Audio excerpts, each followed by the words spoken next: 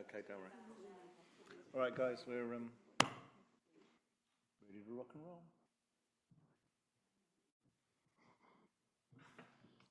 Cheers, Bruce. Wait for the nod. Yep, excellent. Evening, everybody. Thanks for joining us tonight. This is the Planning Committee of Frome Town Council. I'm Steve Tanner. I'll be chairing this evening's meeting.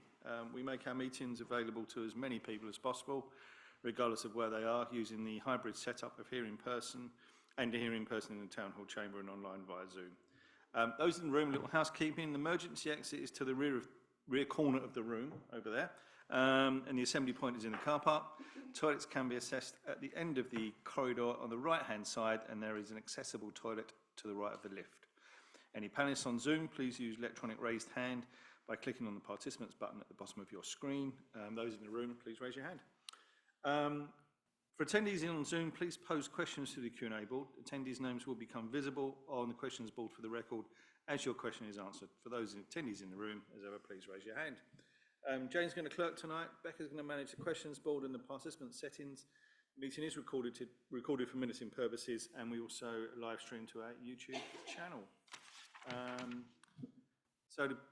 Item number 1 on the agenda. Any questions, comments, information from public and councillors first? Easy, right. And the second part, the first part of the agenda, if that makes sense. A presentation from Liberty Care Developments. I think we've got Ash here and yes. And CS Squared Architects, which is Andy, for the development of a care home at Marston Road in Frome. Jane's got a presentation. Clicker here to go through the presentation, and if you can both speak into microphone. Yeah. Saves us doing. Yeah. Just check. Yeah, it's on. You're good. Okay. So, oh yeah, that works. Okay. Good evening. Thank you very much for seeing us. Myself, Ashley Heath from Liberty Care Developments. We are a specialist care developer based up in the northwest of England, but actually covering the whole country. I'm a chartered surveyor with development experience, largely in care, medical centres and historically supermarkets many years ago. Andy Cross. Hi, yeah, nice to meet you all. Andy Cross from C Squared Architects, owner and director. We've been well, I've been designing care homes for 20 years. My practice is nearly 9 years old. And this year we won an award for a care home scheme. So we're award-winning architects. Thanks, Andy. To get that in. He gets that in every time now. Firstly, I should probably say that we are pre-application here tonight, just to be clear.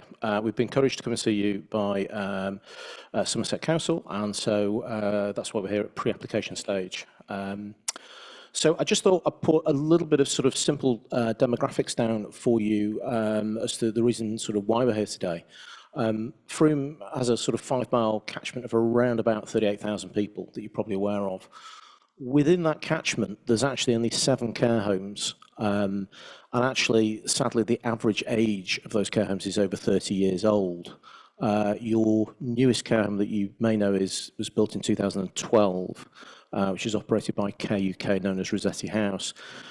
All of the others are over 30 years old, and as you can probably see there, they don't meet what we refer to as modern purpose-built standards. Part of that, without being sort of too critical to any of the other operators there, is that some of those won't even have en suites in the bedrooms. Some will, but they'll probably just be WC facilities and maybe a wash and basin. But a lot will still need you to walk down the corridor if your mum or your dad needed a bath or a shower. So very much now part of the new world, as Andy will demonstrate, things have moved forwards a lot in design and dignity for old people. What I should say is as we have sort of focused in on the site, we have managed to enter into a planning performance agreement with Somerset Council in January this year. And I've got to say, we've been incredibly impressed with the case officer and the actual interaction we've had with them, been very, very good. that's allowed us to go through sort of 2.5 stages of design, receive feedback on both what we've proposed, the use, scale and massing. One thing I should probably set out is that the site is allocated, or part of the site is allocated for employment, and obviously as a care home we will be employing 65 to 80 full-time equivalent people, so very positive from an employment perspective within Frome. To date, we've gone through 2 reiterations, received feedback and made changes to the design, which Andy will talk about in a minute. One of the things we would stress is that we are very aware of are some residents in the northeastern boundary who are clearly very important to have that relationship with them and how the building reacts and relates to them. Andy will talk about some of the things we've done to change and improve that amenity. And I can tell you we've actually met all of the residents today, this lunchtime, which was very, very helpful for us, and to receive their further comments on the plans that you're seeing today. So the site in question, I know you guys will all know Frome very well. It's on Marston Road in the southwest. It's close to the retail side, so you'll all, I'm sure, be aware of Homebase that is now reformed as the Range, and obviously close to not the former Homebase, Halfords and Sainsbury's on the other side of the roundabout. Site in question there, as you can see, is actually 1.6 acres in total, and as is quite well illustrated by the aerial there, obviously dominated by some very large and dominant sort of buildings at the moment. I'm going to pass across to Andy now, who will talk through the site and how we've approached the design for the site.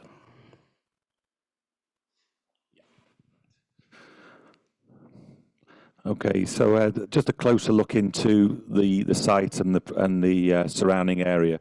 So to the northeast, we've got the properties Springbourne House, Greenacre House, and the other house doesn't have a name, number 37, number 39 and number 37 were both built together. I'm sure that application came through yourselves, and as Ashley said, we've actually met with all those residents today, been in their back gardens, except maybe Greenacre House. Unfortunately, he's a builder and he's busy, so he had to rush off. The existing site has a large residential property, Huntsworth House. As you can see, it's a large family home, been in the family since 1979, handed down to the current owner, the parents, when they passed away. So it's been in the family for a long time. Interestingly, he has had approaches from quite a few developers. As you'd imagine, a big plot of land like that in Frome is quite hard to find.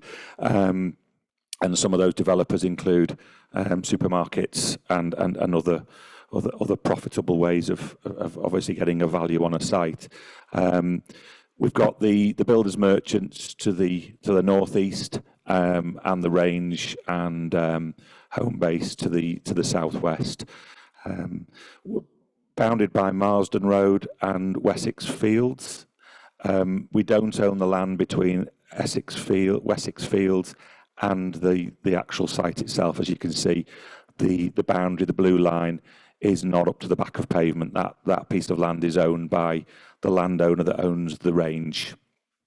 And then we've got houses, obviously, to the northwest, which are predominantly back gardens onto Marsden Road. They sort of flip as you go further up Marsden Road and start to front the road, but essentially all across the northwest there we've got rear gardens. In terms of how we progress the scheme, obviously the main point with a care home is to service the care home, car parking, and how we get into the site. As with Frome, the site isn't level. You've got any level sites in Frome. This site falls circa 3 to 3.5 metres from its top to the bottom. The top being Marsden Road, the bottom being Wessex Field. The existing access to the house comes off Marsden Road, and we followed that process, and basically because we can't get onto Wessex Field via the land ownership of as I say, who owns the land with the range on, we located the car park away from the residence houses. The care homes are 24-hour facilities, very quiet at night, but there can be comings and goings at night for obvious reasons if somebody's fallen ill. So what we don't want is those residents being a nuisance factor of even just shutting car doors and things at night and people talking, and so that's the reason we put the car park to the boundary to the range. Because of the split of the site, it is a split level scheme. The central portion, I don't think I can point with this, can I? But oh yeah. Oh, look at that, yeah. Oh, I'm in control. So, oh crikey. So this portion in the middle is what we call the core, the hub of the home, and that works as the main entrance as you come in off the car park, and then you come in at ground floor level. And that allows you to then navigate yourself through the home. But that element is actually 3 stories in height. It will present as 2 stories from the car park, and then a lower ground floor will present to this courtyard here. The intention is to retain as much of the landscaping around the site. So we've got a very heavily treed and bushed boundary to the southwest. We've got trees, and there's an existing tree in the property of number 37. We altered the scheme following conversations with the planners to retain this tree to help with the screening. There's an existing tree here, and we propose to add more screening as we go through the process. As Ashley said, we are in a pre-app process. These aren't finalised drawings. They're certainly not landscaping drawings by any stretch. They're architects' sort of graphical representation of what we're looking to do. There will be a full landscaping scheme that will come as part of the application. We propose to keep the hedge to Marsden Road, which currently sits behind the existing fence. This is a laurel hedge, and obviously this buffer to the southeast, that's outside our ownership, so that would stay, it would remain. And then there's quite a lot of screening to the builders merchants. Clearly this screening is very important to us, because when you look at the site aerially, you think, crikey, you're surrounded by big buildings. When you go on the site, you could be anywhere, because you just can't see the buildings. And that's obviously hugely appropriate for care residents. They're going to be looking out at, mature screening, and we want to retain that. So just to very quickly to take you through, and I don't mean to be funny here, but we do come a lot of misconceptions about what a care home is. It's effectively a hotel bedroom with care. I think that's the best way to describe it. People won't be driving. People won't have scooters. It's not an assisted living or a retirement living scheme. It is people who require, 24/7 care. That said, you could have residential, as residential in there as well, but they're people who've decided to move into a care home for companionship, as well as have the potential to receive care as well. So it'll be single bedrooms with an ensuite and a wet room. They're generally sized to suit the residents' needs. If residents become very complex in terms of need, we were asked today, how complex will the dementia be? Because, unfortunately, dementia care is a very, very tricky subject. That will probably move people to a different environment, a much smaller environment. Dementia residents really shouldn't be in an environment of probably more than 10 people. Otherwise, it just becomes, it's not pleasant for them. On the ground floor, we try to give every room access to the gardens, and even some care homes allow people to personalise the bedrooms. I went in one the other day, and they're having a massive problem where to put all the furniture that they put in the rooms, because they've all brought their own furniture along. So we do put lots of storerooms in there as well. In the care homes, as you'd expect, there's plenty of rooms and we call them day spaces, lounge, dining rooms for each of the units, cinema rooms. We have a bar in some of the care homes we've done, possibly sometimes with hand pulls, but it's done underneath, a bit like Rover's Return, where it's just a can of beer and they pull it in and give it to them. So it's all about making them feel and giving them places to go and not feel like they're just incarcerated in this facility. So as I mentioned before, this is the core, this is the hub of the home. You enter into that off the car park through a reception area and a waiting area with managers' offices and admin offices. With this particular operator that we have who wants to run this home, we have a shop. They like having a shop in there, and we have a cafe and bistro area. So this is really very much used by the residents on this floor, but also visitors coming into the home. It's quite traumatic, obviously, visiting relatives as they get to certain levels of care. Families can't bring kids because they don't want to go to see granny because it smells of but we try to give breakout areas for the kids. Look, if you sit in the cafe and bring granny to the kids as opposed to walk them past a lot of rooms with people effectively in their beds, and it's hard to keep your eyes straight forward. I've been doing this for years. So that's what the hub's about. It then connects to 18-bed units, which are L-shaped. The reason for that is to keep the corridors as short as possible. Institutions have big, long corridors. We don't want to create an institution.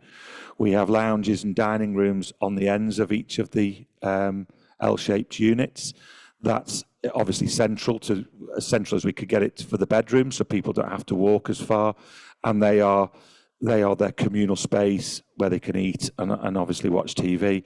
And then if people want quiet time, we put little quiet rooms in as well for people to go and get time away, but also creating flexibility that they could be used by relatives as well coming into the home. So we're always trying to create flexibility in the designs we have, because it doesn't matter whatever we think from a design point of view, it'll get operated the way it gets operated. So we work very hard on that. You just mentioned your icon at the top with the cross section. Oh yes, sorry, yes. I always think helps Apologies. me to understand Yeah. how we've done it. So you've got that middle layer there, and then you've got a lower ground. Right, so that's the floor we're on now, which is this middle layer. Yeah. And then hence you can see when Andy said the core in the middle is 3 stories. That's it. You can see that, but actually the lower part of that core is effectively subterranean. That's it. So it still reads as a 2-story building, but we're just utilising the 3-metre slope. I just think that sometimes that's it's a good Sorry, when you live a scheme so long, you sort of forget the obvious. And this wall here, the subterranean, this is below ground level. So we've got plant rooms and laundries and kitchens in this, almost effectively a basement level. We put the laundry this side because there's nothing worse than working in a laundry without any windows. They're in there all day. It's pretty grim. We don't mind so much the kitchen people there in and out all the time. But it was a point that was brought by the residents today. Noise from and smells from kitchens. Where are they going to be located? And as you can see there, and if you remember the site plan, the residents are right up here, and the distance between this facade, if I just go back one, the distance between this facade here with the bedrooms facing outwards and number 37, the property over here, is 34 metres. So well in excess of your standards. And sorry, I'll probably just flick back one again. Sorry, Andy, I'll do this. it's worth mentioning that now. It's a good time. This gable here, which is very much pretty much in the same place as the existing home, if you remember from the location plan. This is 23 metres away, I think it is, off the top of my head. But this is a pure gable. There's no windows in this facade. Obviously, we're very close to the boundary. We wouldn't want any overlooking. And this was part of the feedback from the case officer that we've already sort of tweaked that element, moved it further away from the boundary than it was before, ensured that there were no windows, taken out the window to the central corridor, well, there's one, but it's going to face northwest. So there's only a small door for ventilation that will be frosted. So again, from an overlooking perspective, we've pretty much taken all of that out in respect of the local residents. Yeah, when we put our DNA together, we'll show that progression. It's hard to show everything. I mean, you don't want to be here all night. We could be here all night if I carry on. So I'm going to crack on. And then if we go up to if you like, the first floor, so remember the key, we're now up at Marston Road, and this is the garden for Marston Road. And again, building is expensive these days, so we do stack the buildings to make life easy to build. So this is a replica of the ground floor, and then in that central core again, when you come up through the stairs, and there's a lift on this corner, this allows you to get to a cinema room, hair salon to get your hair done if you fancy that sort of thing. It's very busy. This is usually the most busiest place in the care home. The hair salon's very popular, as you can imagine. And then we create an activity room, but also some seating space. So this almost feels like an outing. You've got somewhere to go, and there's different functions. You're not just going into another room. Is a big faux pas here. Ignore the red brick. I've realised today we're not going to be doing red brick. It's wrong. It's wrong. It's one of those things when you we are at pre-app stage. We're just massing things up at the moment, but we've gone for a flat roof design. We think that because of the range next door, and its sort of semi-industrial nature of this site. Yes, it's sandwiched between that and residential. We felt trying to make it look twee and residential, as you've seen on some of the earlier images that we had of a scheme that we've done with Ash. We've put pitched roofs on that one because it was a very residential area. But in putting the flat roof on, it helps us bring the scale and massing down as well. So this is, appears as two-story. There will be a parapet to hide PVs that will be on the roof. So we'll be putting PVs on a lot of the roof. We're governed by how that works with the SBEM calculations, and over the core, we've brought the roof up a little more to hide air source heat pumps and air conditioning units, because there will be cooling required. So there will be, your condensers, but we've hidden all those out the way. We've took them far away from the residents in terms of noise, and they obviously get lots of fresh air up there, so they work very, very efficiently. And it also means we can get all the PVs pointing due south, so they're as efficient as they possibly can be. I mean, as it happens, this site is pretty much northwest, but when you're putting them on pitched roofs, you get what you get. Whereas here we can orientate them all perfectly south. So this is the route, the car park. This is the entrance.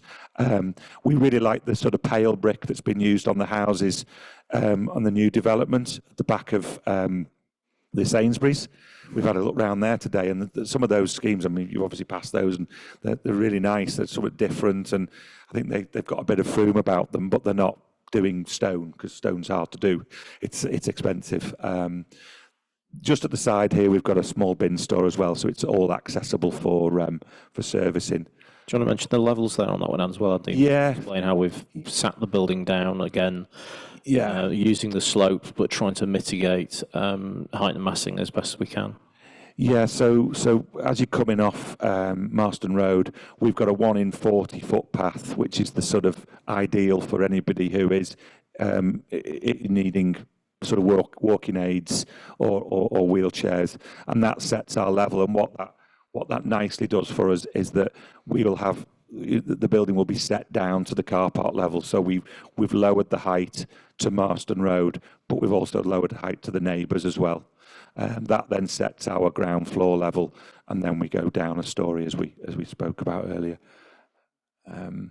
This is a view of the elevation to Marston Road. As I say, it will be set down. This is sort of off the picture here is the existing hedgerow to Marston Road, and then this is the nicely appointed residence garden. This one is, but this one actually is north facing, but they do have the alternate. Both wings have actually two gardens, so they've got choice. So where the sun is, and not everybody wants to be in the sun when you're getting a bit older and your skin's a bit more frail. The last thing you want to do is get burned. Yeah. Some of our operators say very much that, although you'd say let's orientate it to the sun, they say it's the wrong thing to do. Obviously, if you've had a few hot days, people don't want to sit in the sun; they'd rather sit in the shade.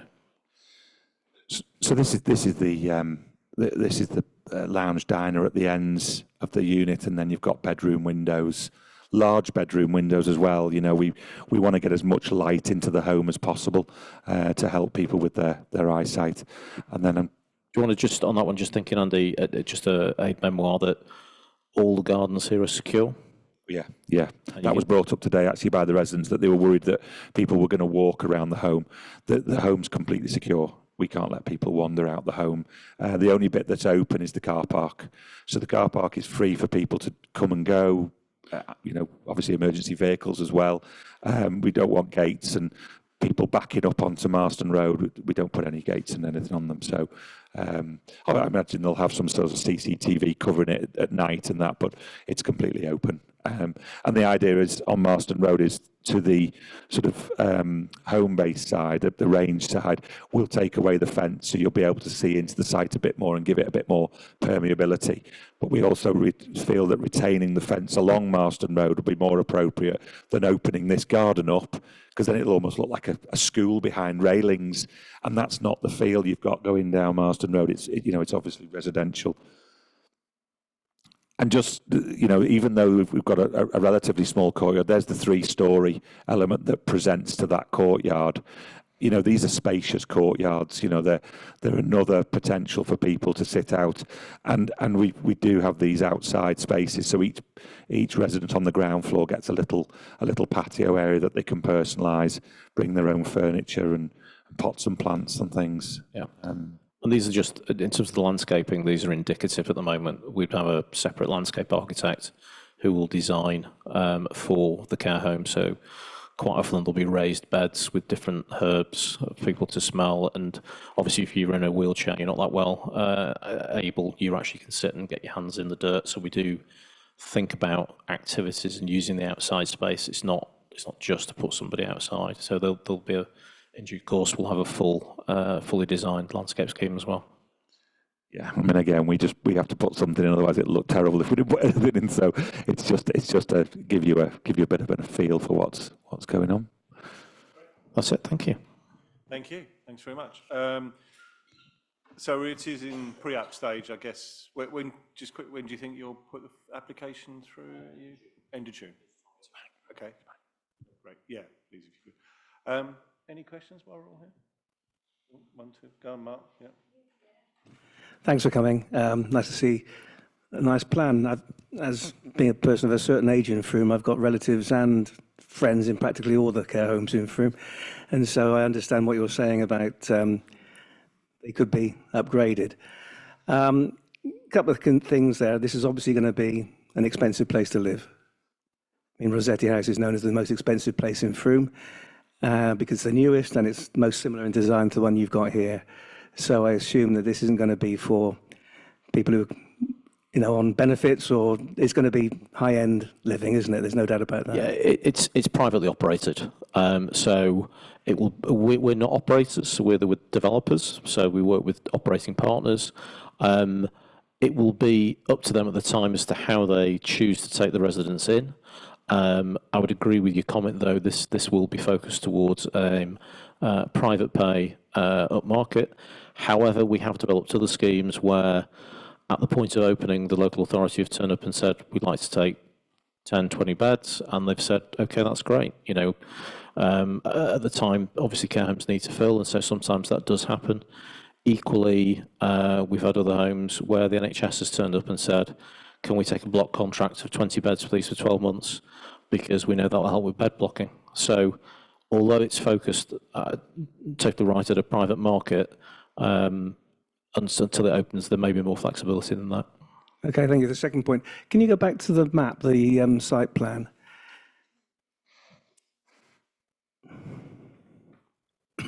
this is going to be a very noisy place.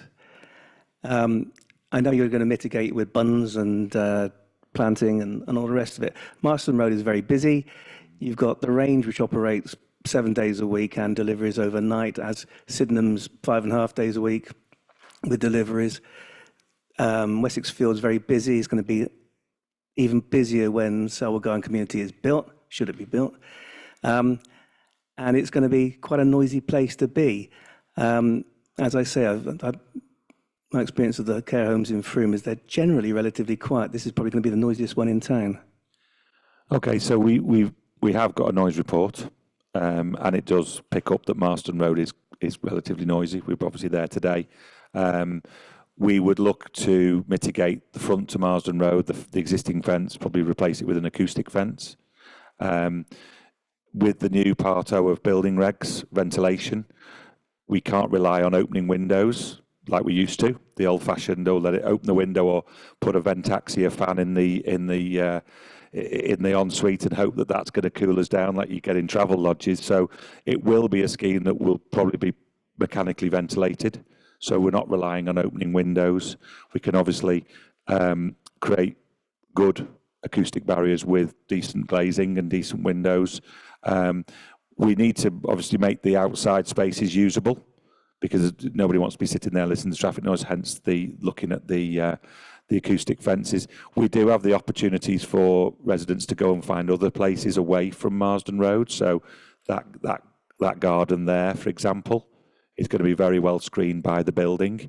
And actually, when we were down in this garden with Liz today, Lisa, you really couldn't hear anything at all. It's sunken down as well. It's really private. So we will take all those challenges on. We're used to deal with them. We've got a scheme in Whitchurch that we've done together next to an Aldi that has deliveries twice a day. Aldi's, that obviously constantly keeping on top. I don't suppose the range are twice a day. Looking at what they sell, but we will make sure that whatever we do along this boundary, we deal with the noise. It's bound by the regulations. There's also noise to other residents. You said you went to see Lisa, number 37. And I know the people who live at 39 as well. If you're going to have a roof full of air pumps and aircon and all the rest of it, isn't that going to be a bit of a noise for the locals? No, I mean, as I say, this is about 35 metres away. We have brought the parapet wall up to screen it. It's not going to be louvered. We've got enough space and enough air around it to, generally you louver it because you've got to have the air running through all those air source and condensers. And obviously we're working with modern technology. These days now, you've got an air source heat pump outside your back door if you've been suckered in by the whole government scheme. Sorry, did I say that? Oh, have you just had one? Oh, right. Oops. Yeah, well, exactly. Sorry, thank you. That's the point of it. Yeah. So I think where we've located them, I think we're relatively confident. And again, as part of conditions, you would have a condition about extract from kitchens, and we've got to keep the noise levels down to below ambient, and that's all done through the conditions we're used to doing that through planning applications. Yeah, the thing I would just comment on, I think looking at the site plan, your comments are absolutely, you go, well, it's going to be noisy. We've been on site today. Firstly, when you're actually in the middle of the site, the existing vegetation and foliage and bushes and brambles are substantial the way around the site. And you can't really, when you're in the middle of the site, you don't really hear anything apart from the birds and the bees. We stood for about 25 minutes at the back of number 39. And literally, you can just hear the birds. And we said, do you not hear the builders merchants? And both the residents of 39 and Lisa from 37 said, we don't hear anything of them at all. Can I just say, though, it is May and vegetation is in full, flourish. Yeah. Is it evergreen or is it...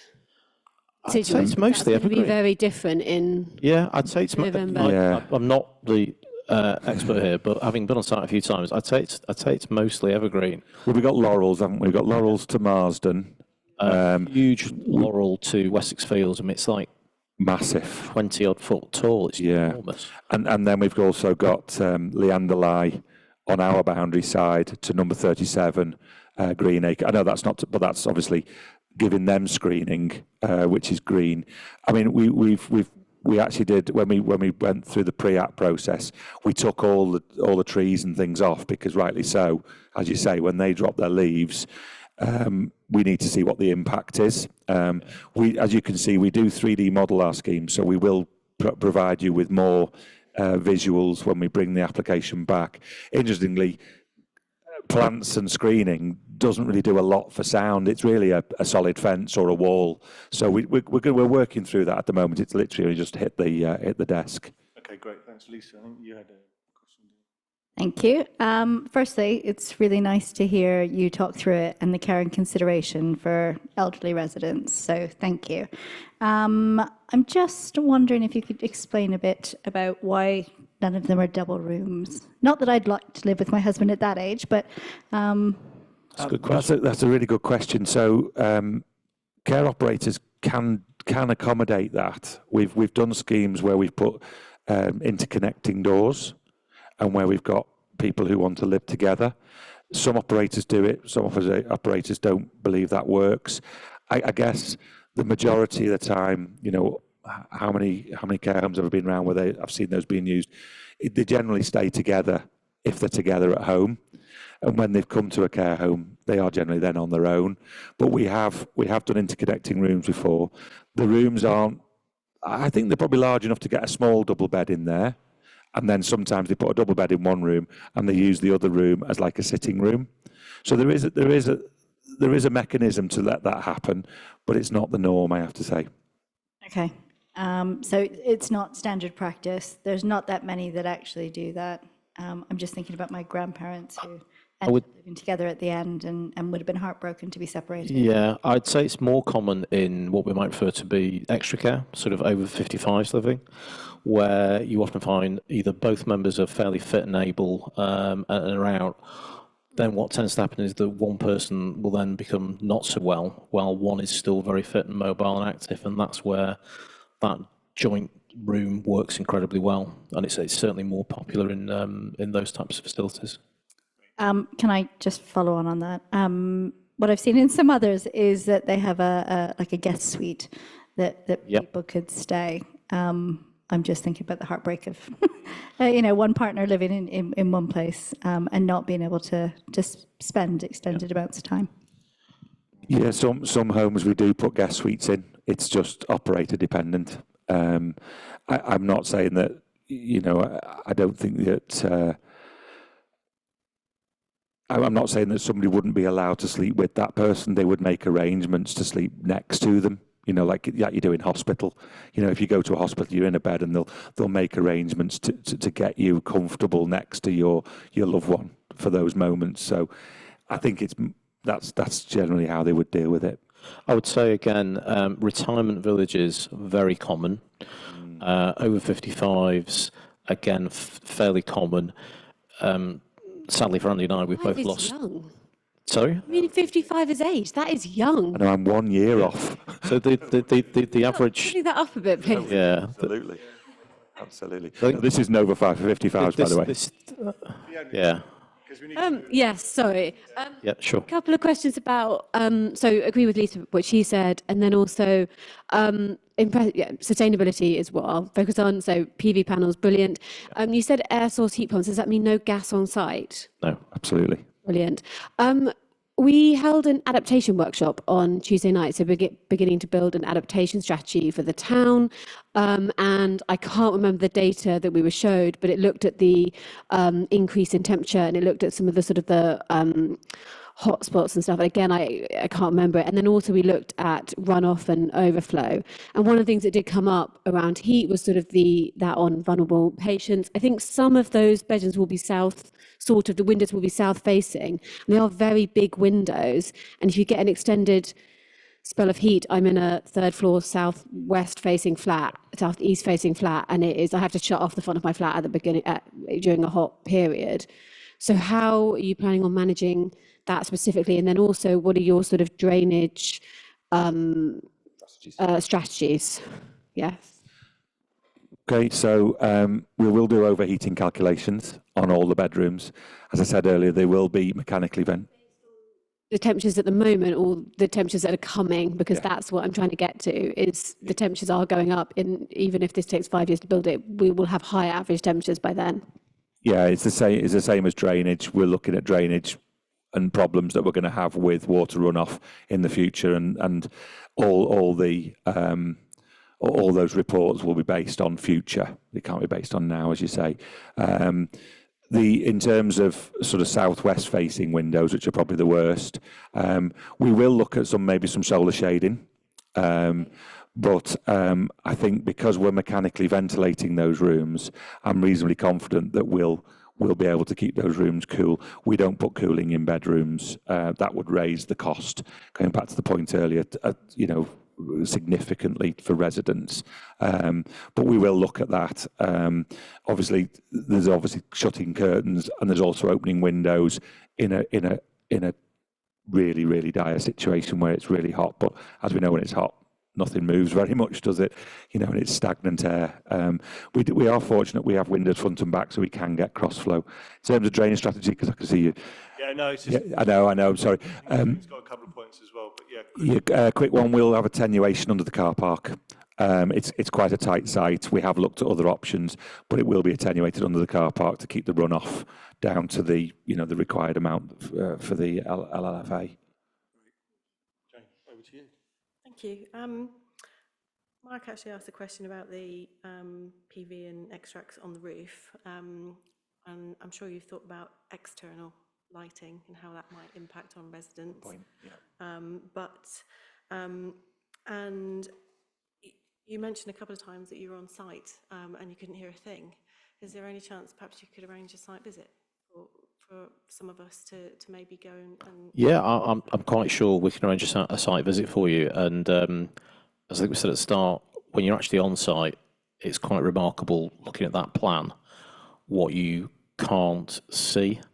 Hearing, absolutely, you can stand there and determine whether you think it's noisy or not. But I would say I'm 100% confident we will deal with any noise. We've got a noise survey that's been done. We're just waiting for the results. We're used to dealing with far noisier sites than this. I mean, So, I've driven past that site so many times and I didn't even realise Yeah. there was so much space. Yeah, there. absolutely. So I think it would really help us focus, if Understanding, yeah. Happy to arrange that, no problem. and also I don't think we're necessarily going to be in a position to give you any feedback tonight. So would you be happy for me to share your presentation with the councillors here that we can think of? And perhaps Helen, would you like a copy of the presentation? Helen is the county councillor, unitary councillor. Hi. For this area you cover? Yeah. Yeah. I think by virtue of the fact that this has been recorded and video tonight, it's pretty much out there. No, I think we're happy to do so. Andy and I get nervous sort of slightly with is obviously we had the residents today saying, "Great, can we keep all the plans?" And we said, "Well, no, it's work in progress, and we're in a process of refining, taking feedback, making changes, alterations, improving the presentation as well." So. I guess yes, but could they just be controlled, please? Yeah, absolutely. I mean, we won't share any further. Just with Helen, as you say, it's her ward, and Helen is the unitary councillor for the area, who will be commenting on it when it's Sure, for sure. In terms of external lighting, obviously the gardens don't need to be lit to a high level. It's another reason for keeping the car park away from the houses, because that'll need to be lit at night to be safe. So again, that's some of the reasoning behind the location. I've got extensive experience of visiting care homes, and for the type of care that you're describing, noise is not an issue on either side. I find also that the garden thing is more for people who are looking around the place for their elderly relatives, because I've seen places with beautiful rolling gardens that are very underused because in a lot of cases people are inside, and the reality is that people are very often saying in the rooms, I'm not saying that these gardens won't be used at all by relatives or wanting to get out, a little bit, but compared to the internal bits, those are the really important bits, and most people will be on the inside, and they will have very little impact on the bit around compared to Sydenham's and the Range, for instance. So I just don't think the noise on either side is No, I mean, that's Even what- even fantastically I think- put. It's Very, very well difficult for us to say that because it's hard to Yes. believe us, but to get people out into gardens is tremendously really hard. difficult. Yeah. And people obviously inside the building, they're losing their hearing as well. Losing the hearing, and they're insecure, and if there is any dementia, they're very unlikely to want to be out of their immediate space. Great. Thank you. Thank you. Absolutely. Yes. Thank you. I've actually quite enjoyed it. Thank you very much. Thanks very much for coming. Look forward to your main application when it comes through. Thanks for your time. Yeah, thank you very much. Right, let's quickly dash through the rest of the. Yeah, no, I'm just going to go do these bits now, haven't I? Yeah. So we're only on point 2 of the agenda. To agree, apologies of absence received. I've got Philip and Andy. Yes. Get all. Thank you. Right, that's unanimous. Good. Item 3 on the agenda, any declaration of members' interests? Oh, Mark. You are. You're up for it. 692, 693, the applicant is a friend and my wife's business partner. Fancy. Right. No, we don't have to vote on that, do we? No. And item number 4, to agree the minutes of the meeting held on the 17th of April. Thank you, Fiona. Any comments? No.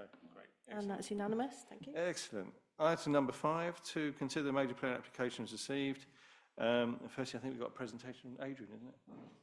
Sorry, thanks for your patience, Adrian.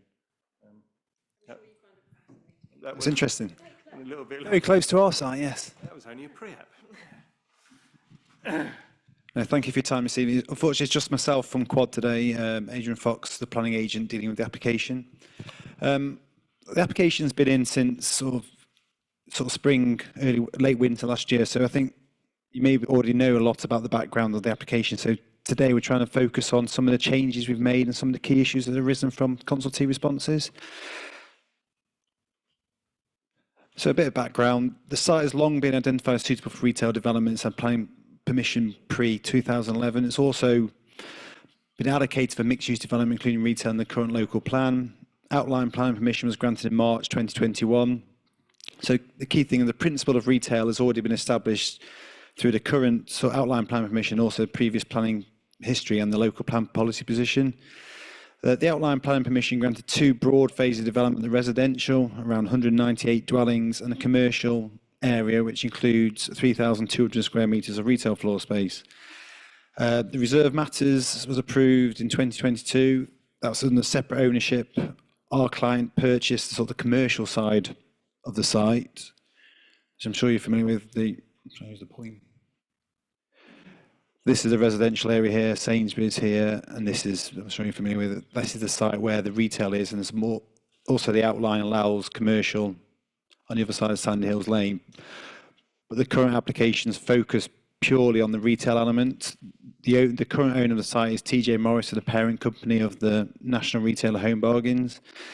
And they're looking to deliver this as their priority. And just a bit more context, this shows the 2 broad areas, the commercial in blue and the residential in a browny orange. So there's three applications currently pending determination from Somerset Council at the moment, and these follow the outline plan permission being granted. The first application simply wants to change the wording to allow 2 different size retail units to be delivered to that envisaged by the outline plan permission. This is purely the principle. There's no issues regarding scale, design, or detail. This purely relates to the size of the floor space as currently permitted under the outline plan permission. Then following that, there's 2 separate applications for reserve matters.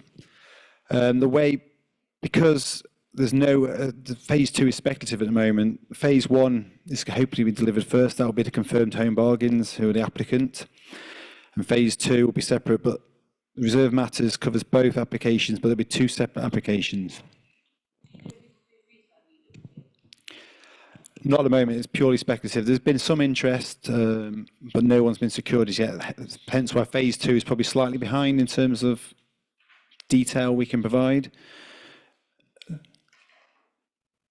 So the first application, the variation condition, this looks to increase sort of the quantum of retail floor space currently permitted by around 400 square metres. This is pursued to reflect demand from specific retailers, primarily the home bargains, which is the sort of the key deliverer for the site. As I said, the applicant is TJ Morris, the parent company of Home Bargains. As also stated, the principle of retailing on the site is well established and accepted. And despite there's a slight increase in floor space, but there's been no highway concerns at all raised by National Highways or Somerset Highways, highlighting that the modest increase in floor space won't have any adverse implications in terms of highways. No planning policy concerns have been raised regarding sort of relevant policy tests, and no objections from the usual statutory quantities have been raised. As mentioned, I think it's just important to iterate, this just purely relates to the floor space allowed by the outline permission. It's nothing to do with design, scale or massing, which is dealt with by the 2 separate reserve matters applications. So there's 2 separate but related reserve matters applications. As I said, the principles established. The 2 phases of reserve matters look to approve the layout, scale, appearance and landscaping, although the principal access into the site was achieved under the outline plan permission. Phase 1 is confirmed as home bargains. Phase 2 is currently speculative. And I think since we submitted the applications, the applicant has worked closely with officers at Somerset Council to try and address some of the comments received. And there's been revisions to the scheme from what that was submitted sort of February, March last year. That just shows the 2 phases, the principal one being phase 1, which will be delivered first, which is the home bargains, and phase 2 will be speculative, intended to be a food store, subject to confirmed interest. I think some of the concerns have been raised by sort of statutory consultee responses in terms of access and HGV movements. As mentioned, the principal access into the site was achieved and agreed under the outline plan permission. And the intention is for phase 1 to be delivered first before phase 2. So phase 1 will be operational before phase 2's potentially even construction is started. This is not an uncommon practice for the operator in TJ Morris. They've got numerous sites across the UK where they deliver the first phase, often the home bargain store, and then the second phase, which is more speculative, comes forward later. And it's in the interest for the retailer to have no sort of conflict between construction traffic for phase 2 or traffic for shoppers within the site once the first phase is open. So to sort of minimise any impact, the applicant's agreeable to a construction management plan, which is commonplace through conditions to ensure there's no conflict between construction phase and shoppers. And it's been demonstrated at the request of Somerset councils that HGVs can manoeuvre inside the loading bay without causing conflict. But to minimise conflict, the applicant again is agreeable to conditions to limit HGV vehicles during store opening hours. So it'll often be HGVs will be before stores open or after store open, so there's no conflict on site. I think this is particularly important for phase 2 because that's sort of the rear of the site and it goes through the car park. So HGVs will not be on site when the sort of the car park is full and there's potential for conflict between shoppers and HGVs. Somerset Highways are supportive of the scheme, and highway safety will be fully addressed because, as I say, it's a key concern for the applicant and the operator to make sure there's no conflicts. And as I say, there's numerous examples across the UK where phased deliveries come forward and HGVs are sort of minimised in terms of their number of deliveries to reflect sort of opening hours. I'm not sure how clear this is. This is just a swept path analysis which was requested by Somerset Highways. It just shows how the service yard can be accessed both forward and reverse gearing for phase 1. I think it's quite important to take into account. We've also moved the service yard location since the original application, so it's now further away from the residential properties to the south. we've thought taken on board comments from officers at Somerset and also consultee responses. We think that's a better solution.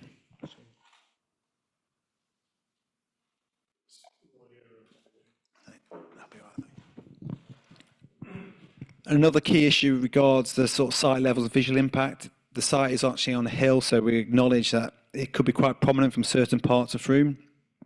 So to reflect that, there'll be some removal of material on site that will all be taken off site, won't be kept on site to lower the levels down. And also, we've looked since the original submission, we're lowering the height of the buildings, so they'll be less prominent. And even though phase 2 is slightly higher, that will be a similar height because of the reduction in the sort of levels plus the reduction in the height of phase 2 since original submission. Phase 1 and phase 2 will be similar in height. Also, majority of landscaping to southern boundary is going to be retained and additional landscaping proposed. This is a further response from consultee responses. We're retaining more of the landscaping now to further screen the site from the new residential properties and also from sort of wider afield. And there'll be new tree planting proposed to create further natural screening. And I think a key thing is the separation distances from Hamilton rooms will be well in excess. I think it's about 24.5 metres to the nearest residential unit, which I think the guidance also suggests around 20 metres. Again, the distance and the reduction in height means there'll be no adverse impact in terms of sunlight, daylight matters for the residential properties nearby. Again, unfortunately, it's not that clear, but this just shows sort of the section for phase 1. And you can see the residential properties sort of here, and we see we're comparable in height, and we've reduced the sort of the height of the properties. There's significant tree screening between the properties and the site to further screen it. And it just shows that the sort of daylight sunlight will not be adversely affected in terms of the typical 25-degree angle to minimize any impact. This shows the sort of site for phase 1 and 2. You can see, although there's different site levels, phase 2, because of the reduction now in height, they're very similar in terms of their height across both phases, and we've minimized that as much as possible by lowering the ground levels and the height of the buildings. This just shows the proposed landscaping. A key issue raised was the sort of retention of this sort of significant. It's gone. But the significant oak tree to the sort of south of the site is going to be retained, and there'll be improved landscaping throughout the sort of southern boundary to further screen the site from the residential properties. I think it's worth bearing in mind the applicants spoken and worked closely with the sort of residential developer when they purchase a site to make sure they minimise any impact in terms of the residential properties that are coming forward.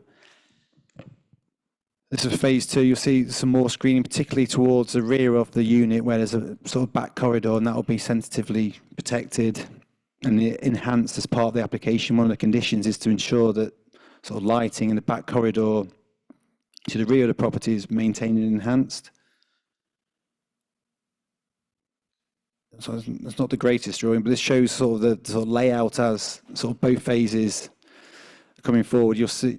I don't know if that, yeah. That's sort of the main entrance as agreed, and all vehicles will come through here, and this will be the loading area for phase 1, and this phase 2 will be here. And as mentioned, the intention is that the HGVs will largely be done during outside opening hours to minimise any conflict.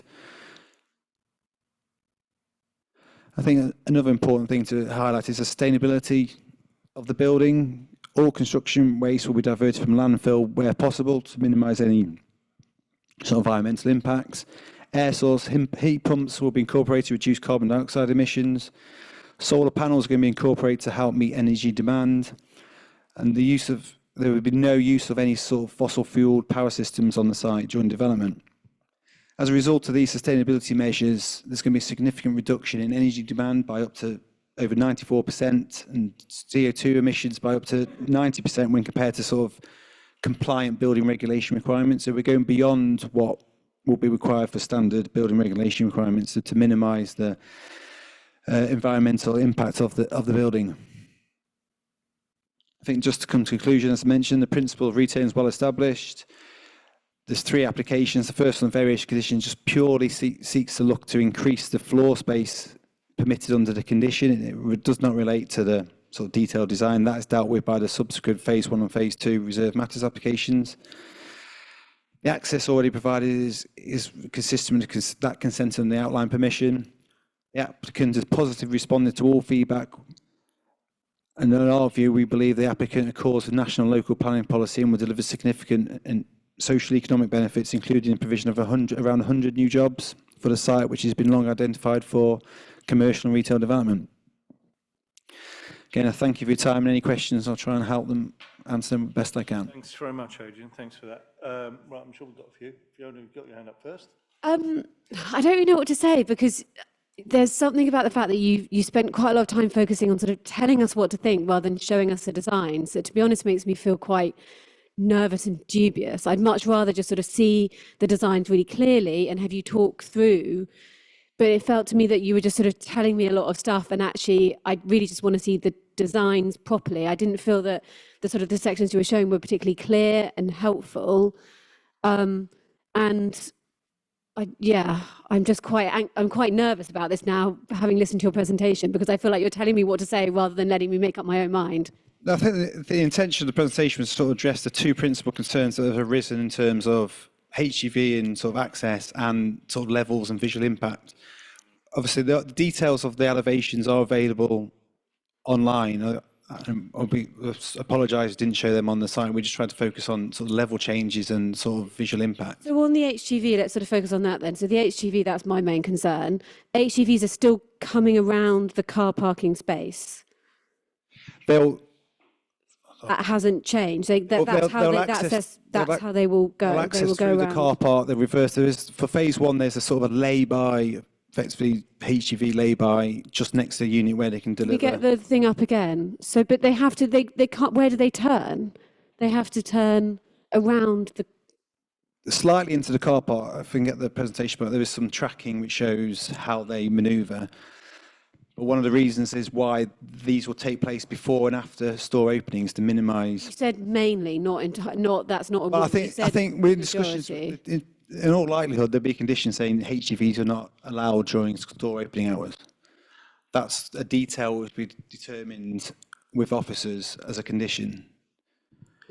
Would that be determined that would be determined now if these are reserved matters? That would be determined now. It will be a condition attached to this application, which will say HGV deliveries will only be permitted between sort of before outside opening hours. But if it is a home bar or something, that will be very long opening hours. Like the range is open to sort of like, So, or the other one that was, because that's where because that's where there's parked cars here, right? These are car parking spaces and these are car parking spaces. Yeah. So the HGVs are still going through the commercial, the constrained nature of the site. There will be the deliveries will have to be through the car park. Unfortunately, there's no blue alternative. dots at the top and the red dots. Sorry, what are the? One's just showing forward and reverse. Oh, so the blue is. So you. Okay, so you come there and then you reverse. You reverse. You go forward and reverse back out, because the delivery yard. And then what do you do here? That is. The bottom one is then when they leave. So they reverse back out into the car park and go forward again to go out. Okay. This is not uncommon in terms of sort of retail uses where there's a constrained site that they have to use a car park, hence why there'll be conditions limiting when HGVs are allowed on site. But if it is a home bar, because I mean, that is open long hours. Open like, range is open, what, 8 until 7 or something? But there won't be that many. It's not like a sort of large Sainsbury's where there's a large amount of HGV deliveries. There'll be one in the morning or potentially one in the evening to restock. There won't be throughout the day. So home bargains are comfortable having a restriction on delivery hours. As I say, it's not uncommon to have them just before opening and just after. And that is something we're happy to agree with the officers at Somerset. Okay. Helen or Jane first. Jane, do you want to do yours first? Yep. Thank you, Adrian. A couple of times you've said that deliveries will be limited. Can you clarify whether they will be limited by condition, or whether the condition will say that there will be no deliveries outside of these times?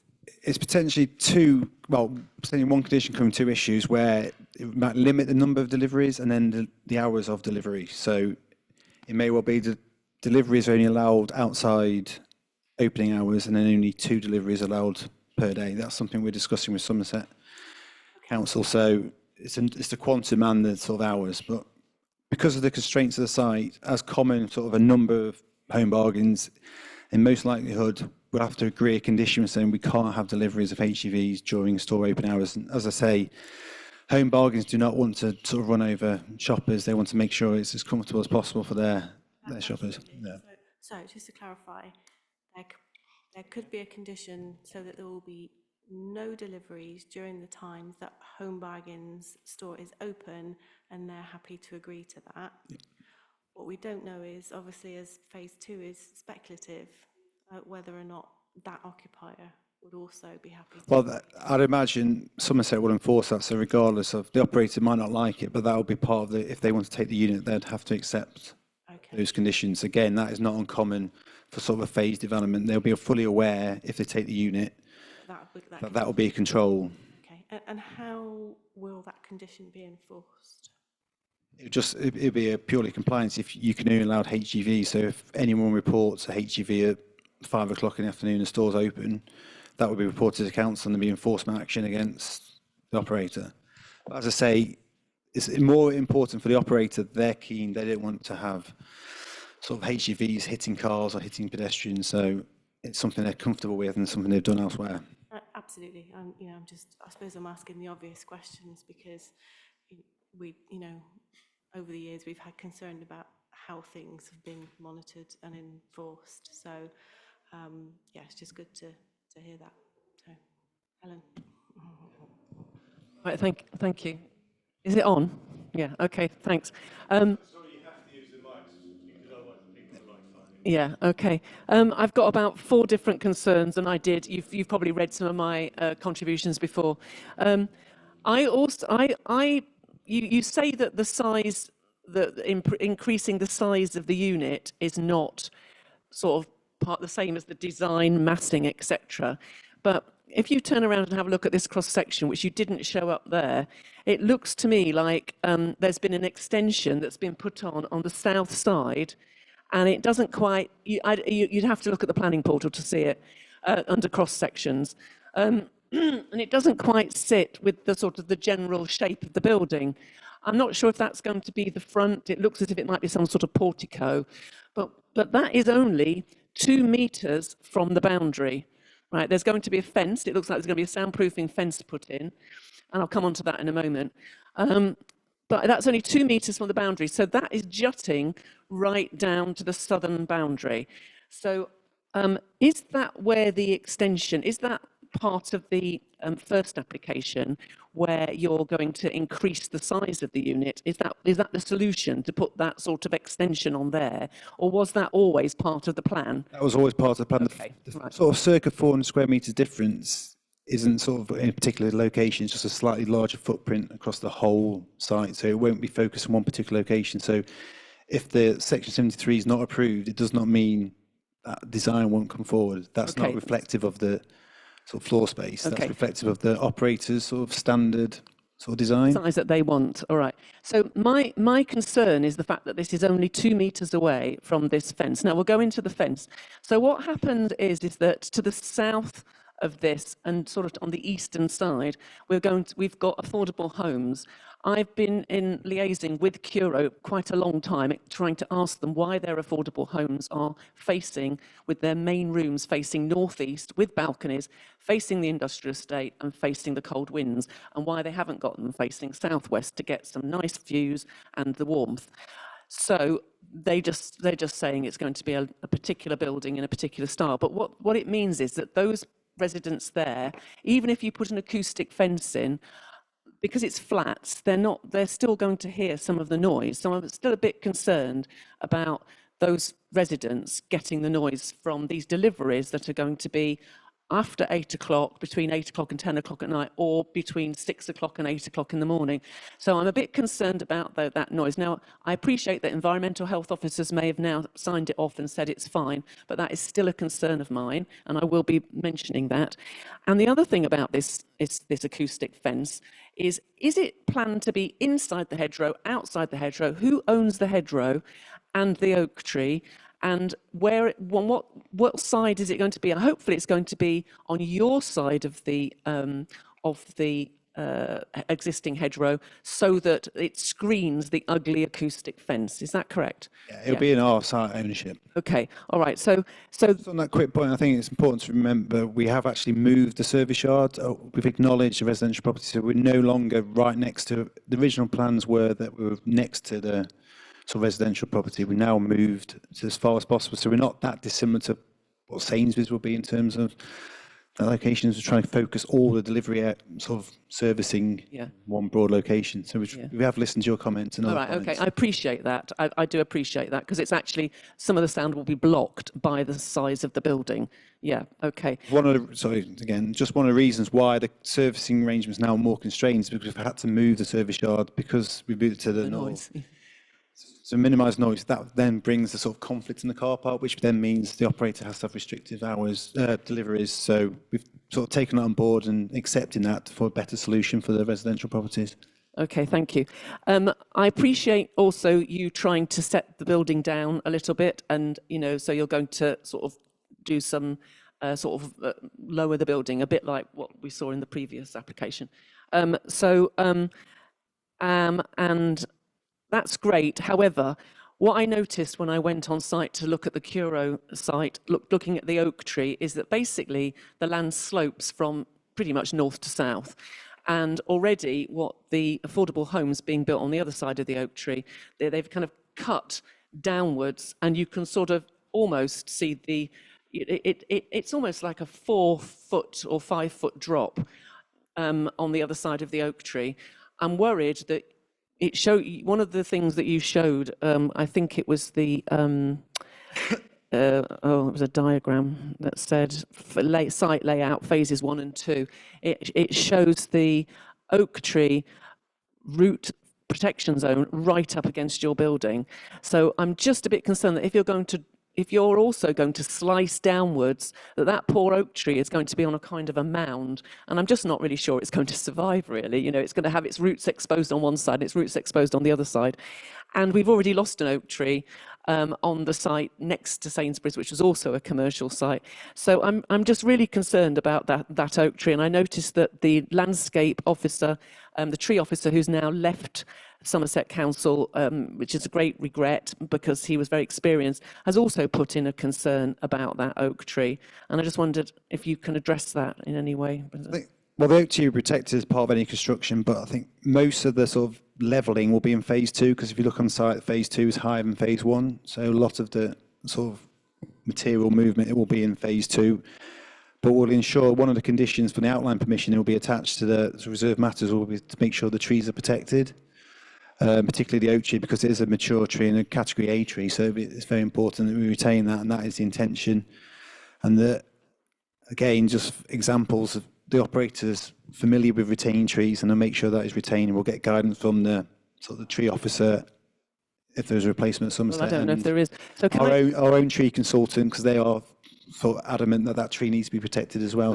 Good. Okay, so can I just clarify then? So basically, if I'm looking from south to north, I'm looking slightly up a slope, you're going to basically not go down below on the other side of the oak tree. You're going to cut into the land and remove some going that way, but you're also going to cut into the land going that way, because it also slopes down slightly from east to west. Because phase 2, west to east, phase 2 land is. Okay, I understand you. So most of the cut is Yeah, that's reassuring. Thank you very much. That's reassuring.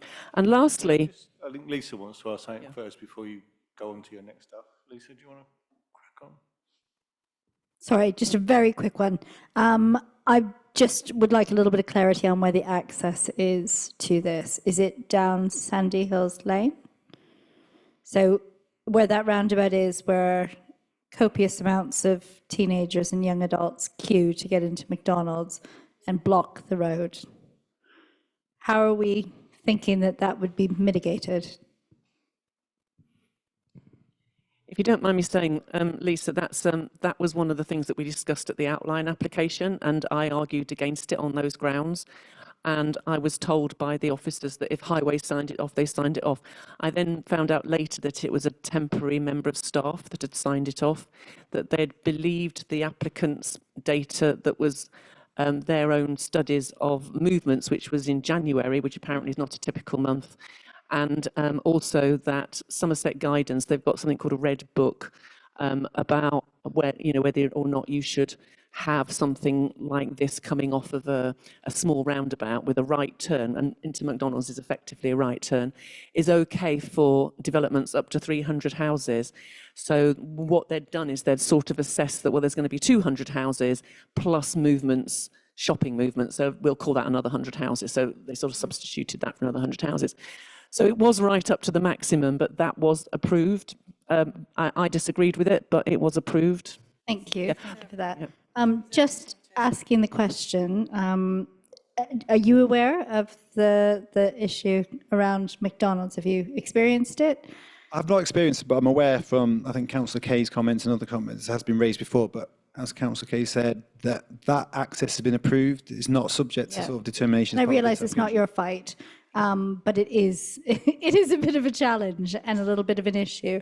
It's already a very crowded roundabout coming off a busy road, and as I said, copious amounts of young people queuing to get a fill of McDonald's, and then largely sugared and e-numbered up coming out of there.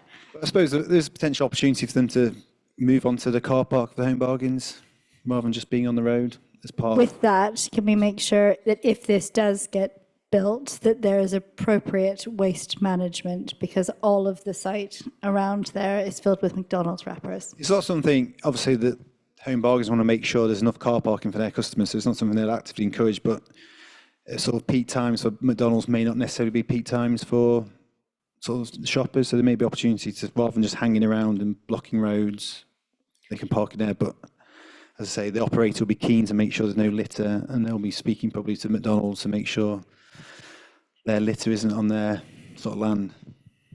Hang on. I just think the biggest concern is that traffic, and I can just foresee huge traffic jams. Yeah, because National Highway, because obviously there's a slight, we're proposing a slight increase in floor space, but both National Highways and Somerset Council have looked at the sort of position now with a slight increased floor space, and they've concluded the same again. So I know you sort of mentioned temporary officer, but they've come to the same conclusion now that it's acceptable, the slight increase in retail floor space proposed. Hang on a minute, Jane, do you want to just...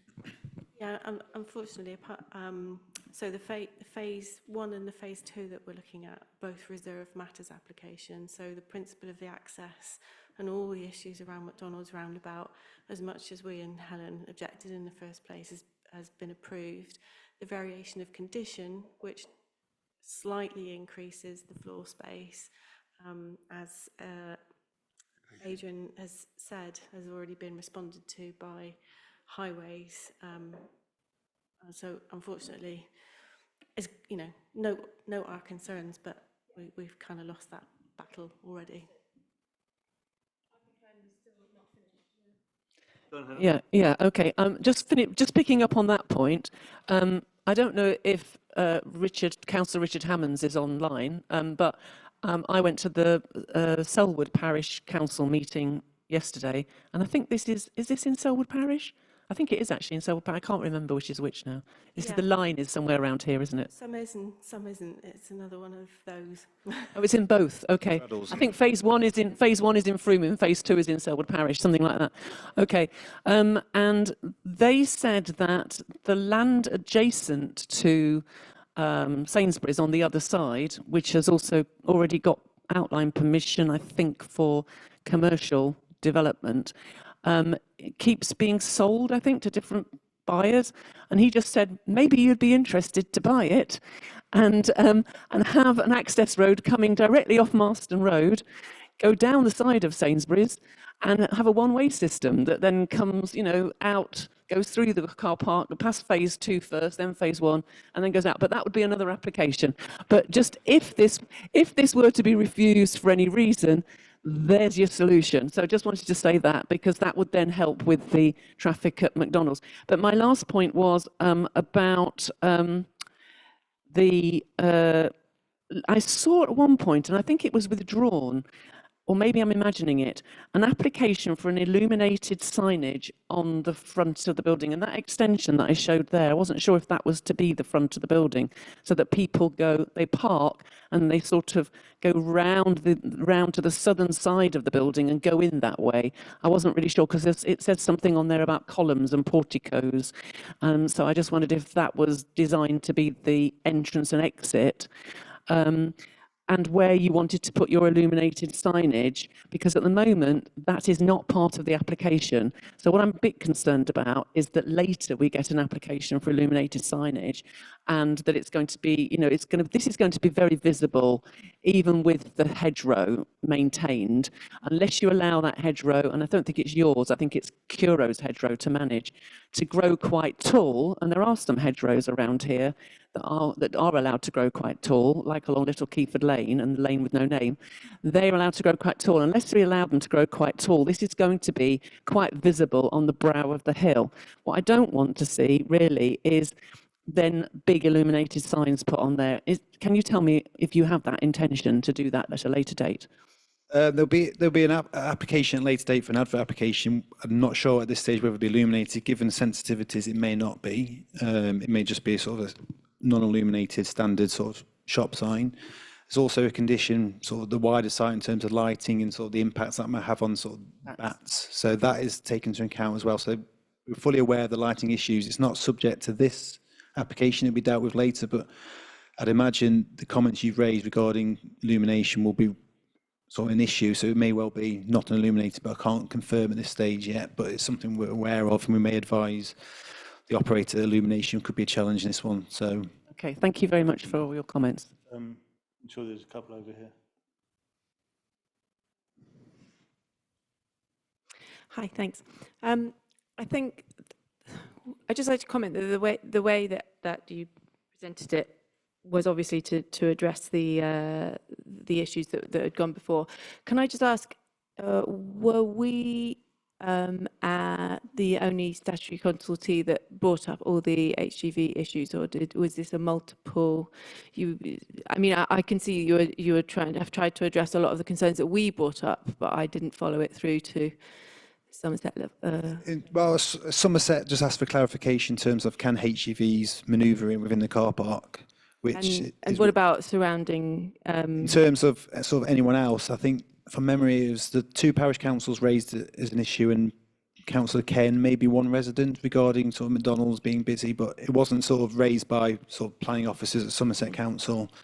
Because you can see our point. I think I don't know. I don't want to speak for anyone else, but the reason you're talking about a greenfield site with a narrow lane access, with an old oak tree, with affordable housing being built. There's so many issues of noise, light, traffic movement, and everything. I just think it would be. I just think it's really on you to present as much as you can to mitigate all these obvious, concerns. Whether or not you make a presentation that says, this was passed, this was passed, this was passed, is like, it's helpful to go over and above in this situation where there are some multiple issues and lots of people are, maybe multiple statutory consultees are raising the same issues. I think. Polly, I was just going to say, in fairness to Adrian, I did suggest that he focused on the... No, I got it. I could sense from what it came across very much as like, this has been addressed, and, I see that. I think obviously a common theme this evening is regarding sort of traffic generation, but that is not an issue been raised by sort of Somerset Council National Highways, and obviously, as I said before, access has been approved previously. The principle of sort of a broad, similar quantum of retail floor space already approved, so effectively, we're looking now at the sort of the detail design and layout, which the two main issues were sort of visual impact and how HGVs work within the site.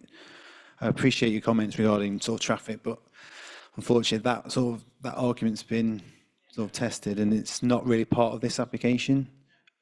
So we've tried to focus on HGV, which was raised and is a legitimate concern for this application. So we tried to address that, but in terms of traffic generation at McDonald's, that's not sort of subject to this application.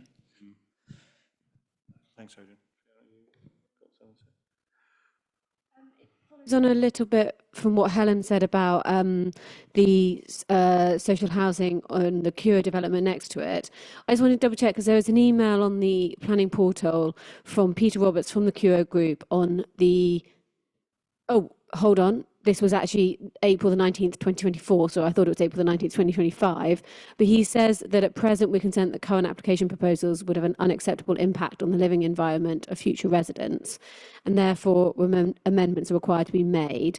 I can't see an updated email from him saying that he's happy. Has it happened? You know, I mean, Yeah.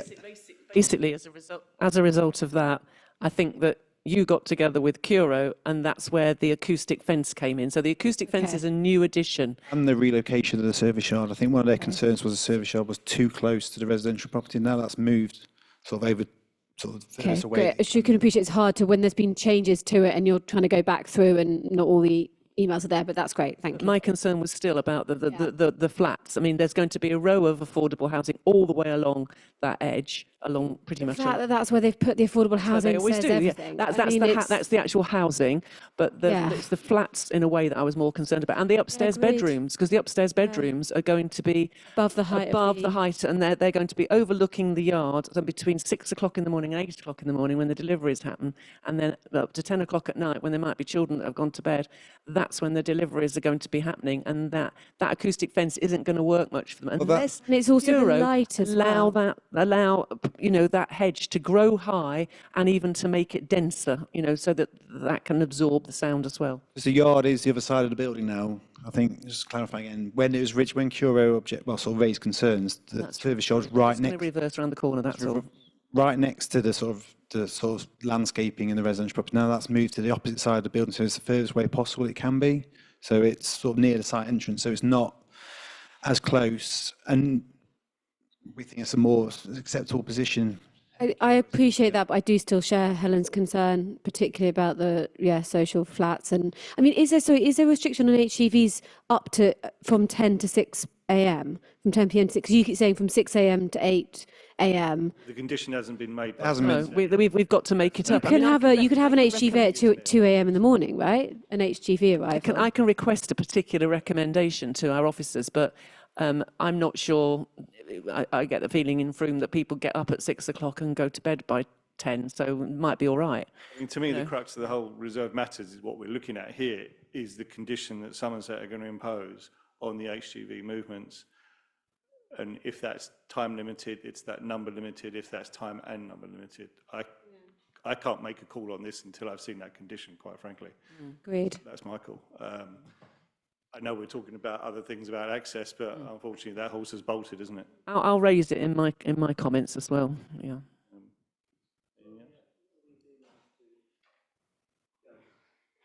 Jane?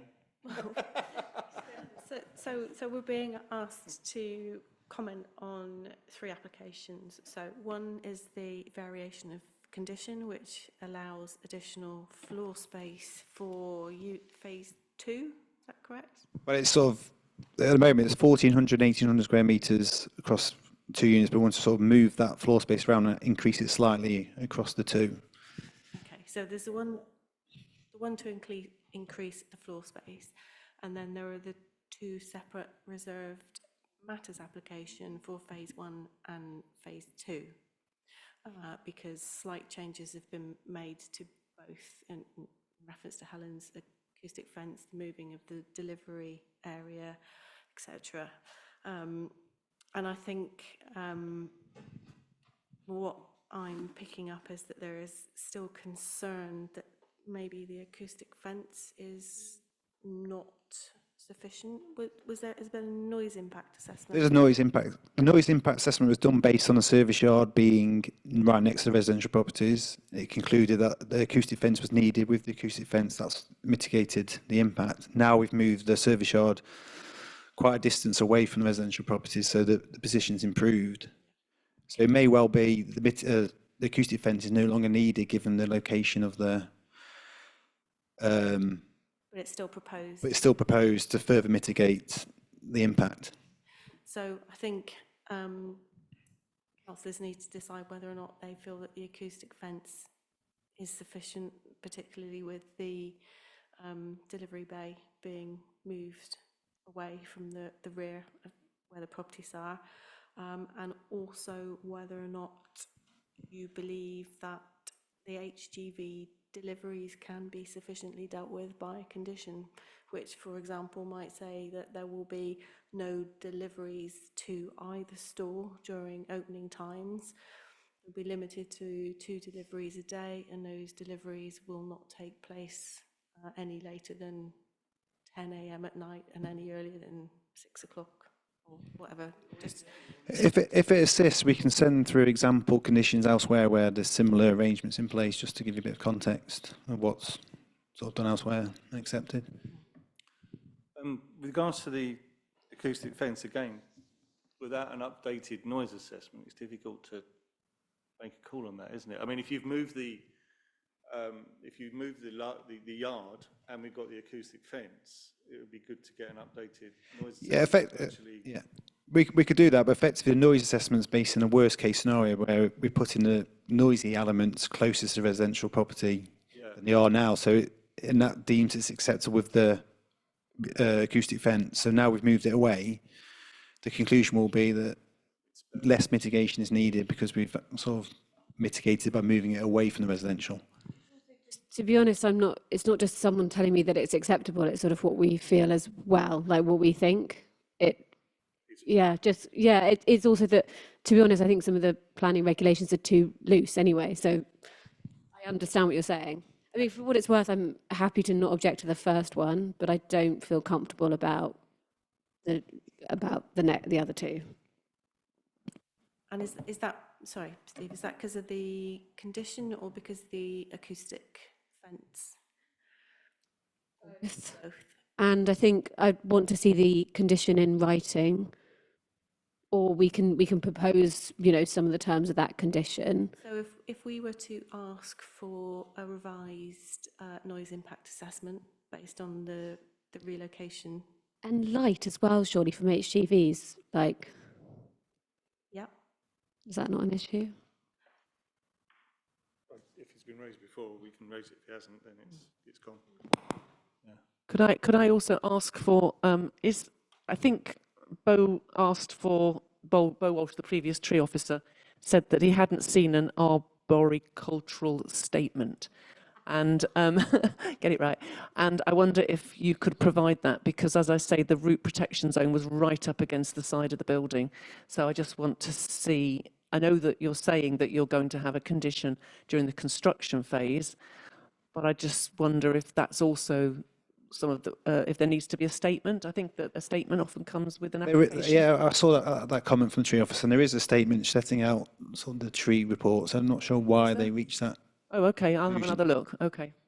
I think it's quite confusing because there's so many applications and documents. It's not always easy to follow when you keep Which adding one? documents. Yeah. Adrian, do you know where Somerset are with the condition on the HGVs? Are they working on something, or is it? Well, we've only probably in the last 4 or 5 weeks responded with the tracking to Somerset highways. They've not yet responded on that. At officer level, they're sort of comfortable with these sort of conditions because they're familiar with them elsewhere in terms of restricting HGVs sort of outside opening hours. And as I say, I'm happy to provide an example elsewhere if that will help inform your judgment. But we're just waiting for them to respond to the tracking information they requested. Hi, Steve. Can I just say that I think that even if the yard has been moved to the other side, I think that the acoustic fence should go up anywhere. I don't think it should just be an optional thing. I know what the reality of time constrictions will be if something gets, if a lorry gets held up because of all sorts of reasons. Then it will end up coming up in the out of hours. I mean, there's nothing to stop trucks coming in out of hours. But you would hope that they would honour the conditions, and I think the conditions should be Jane's going to, restrictive. sorry, Jane's just going to come up with something. We've, based on what we've just been talking about for the last. Yeah, so as I say, based on what we've been discussing, in reference to Helen's concerns about the oak tree, and that arboricultural report, setting out the details of how the root barrier will be protected for that tree.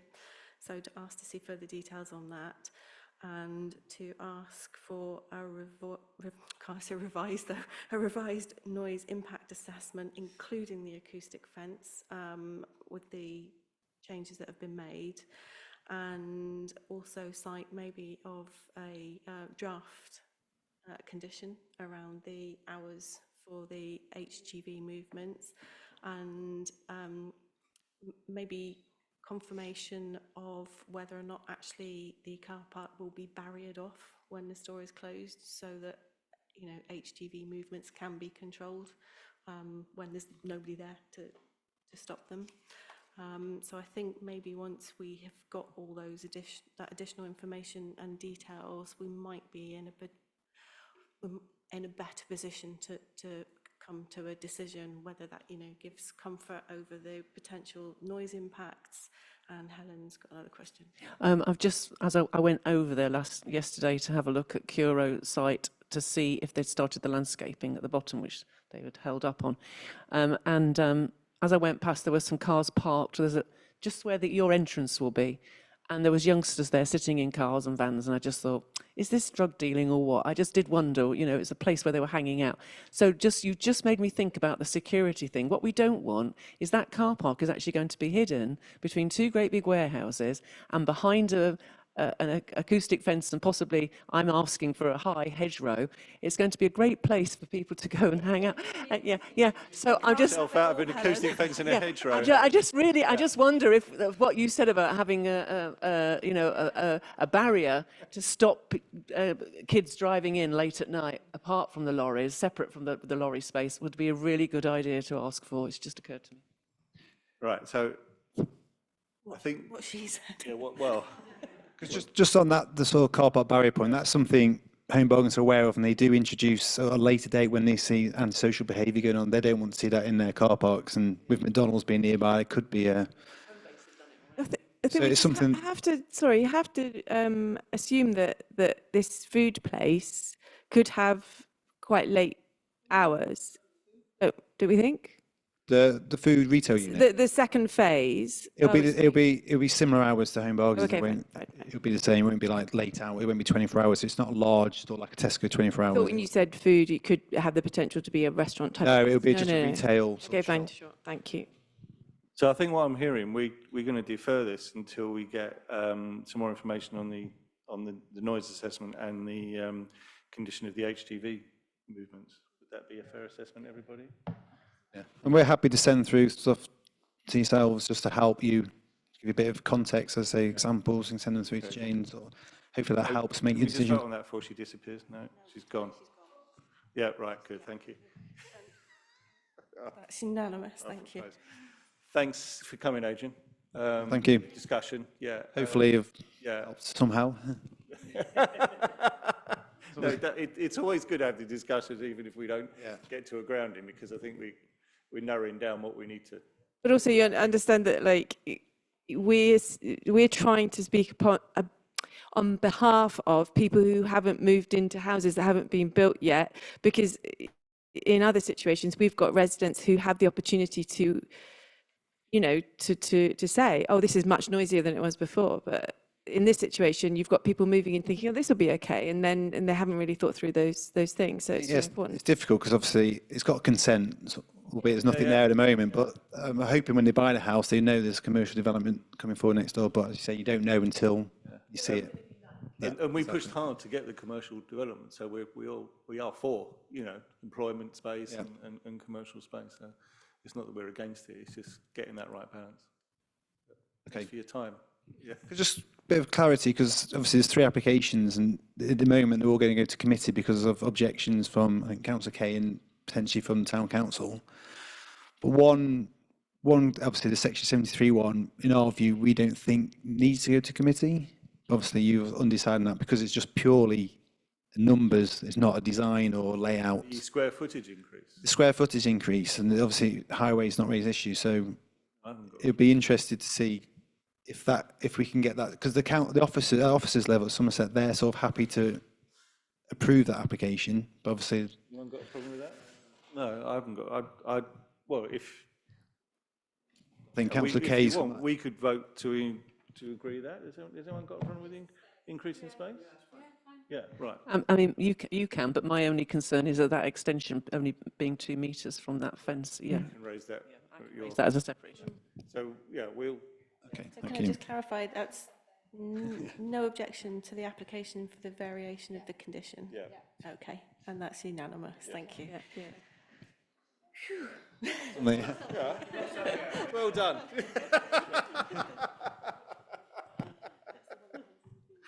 Excellent.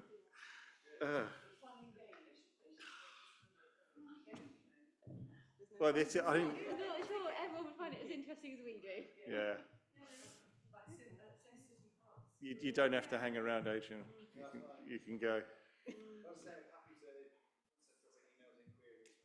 Great. Thank you very much. Thanks for your time. Right, moving on. Jane, what have we got next? So the next application for discussion on our list is number 694. It's 14A Stony Street in Frome, and it's for the felling of an ash tree. So you can see on the screen the site location plan that was submitted with the application, marking it as T1 here. It's not a tree that you can see from street view or anywhere, as it's around the back of Stony Street. The reason that they've given for felling the tree is that the tree is currently fairly small. However, it's already becoming oversized for its situation and is showing signs of ash dieback. Due to the challenging access and lack of parking at this property, it seems wise to remove the tree before its condition worsens and it gets larger, as this will result in an even greater operational challenge in the future. The tree also appears to be compromising the stone wall border. So I think in my notes, I suggested that actually there should really be a tree surgeons, I'm not going to say arboriculturist again, tree surgeons, Boom, boom. tree surgeons report, as it does seem like they just want to fell the tree because it's a nuisance. If it is impacting on or compromising the stone wall border, then you know, I think there should be some evidence to.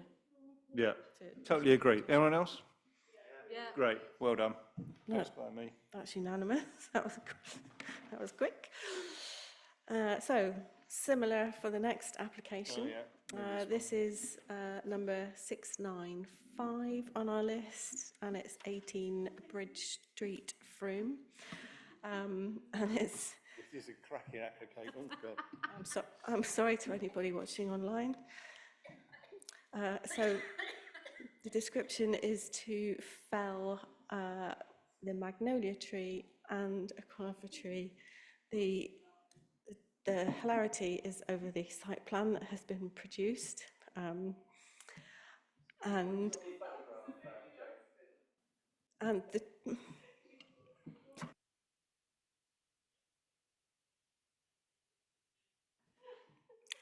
the two trees in question, here you have the magnolia and here you have the conifer.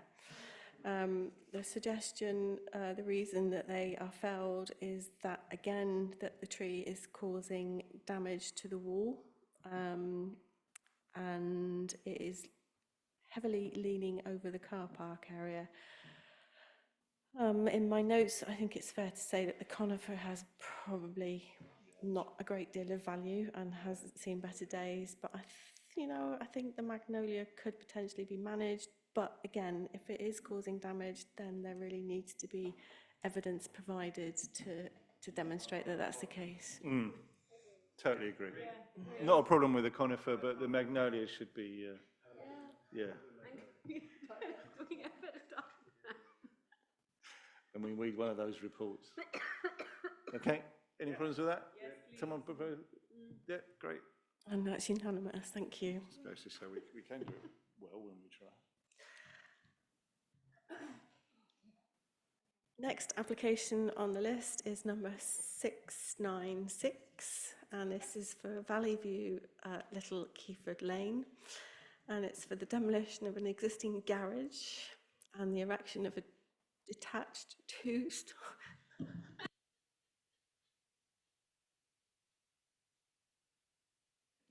I'm so sorry. For the erection of a two-story detached dwelling house in the rear garden of the existing bungalow. So as you can see on the screen, we've got the street view image of the existing bungalow. And here we have the site location plan, which shows the existing dwelling. And just for a bit of context, I thought I would show the aerial image, and you can see the new development on Little Keyford Lane that's already underway. Here we have the proposed block plan. So at the front you can see the existing bungalow and then the proposed dwelling shown in purple here. And I've also put in the roof plan just so that you can see that there is a cantilever roof which is offset. Then we have the proposed elevations. So again, here is the existing bungalow, and this shows the proposed dwelling from all elevations. I've shown this extract from Street View below so that you can see the neighbouring property, which is a bungalow, although it does have dormers, so there are rooms in the roof. The concern here is the impact that this elevation here will have in terms of overbearing and overshadowing the neighbouring property. And I've also shown one of the 3D mock-ups of the proposed dwelling, and I believe that the neighbours have submitted an objection based on the overlooking and the overshadowing, overlooking and overbearing, actually. So over to you for your thoughts. Thanks, Jane. Can I go my comments first? Because I can. It does seem to me overdevelopment on this site. They've mentioned the new dwelling has 2 car park spaces, but the existing dwelling doesn't seem to have any car park spaces from what I can see either. And the gardens are going to be really tight, and the neighbour has objected, and I think the neighbour's got a very valid objection, if you want my opinion. That's my thoughts. I agree, but I do like the design. There you go. No, it's not. Helen, this is on your wall again, isn't it? Everything's on your wall, isn't it? I actually don't have a comment yet. I have looked at this already, and I quite like the design too.